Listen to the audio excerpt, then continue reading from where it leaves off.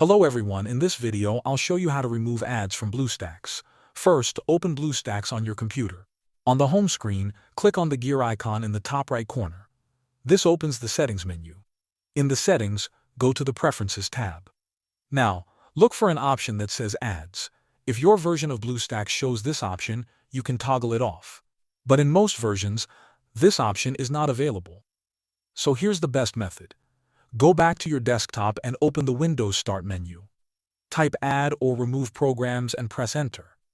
In the list of apps, find Bluestacks X. This is a separate program from Bluestacks that shows most of the ads. Click on Bluestacks X and choose Uninstall. Follow the steps to remove it completely from your system. After that, return to Bluestacks and use it as normal. You'll notice fewer ads and less pop-up content. Now you can enjoy a cleaner Bluestacks experience with fewer distractions. Thanks for watching.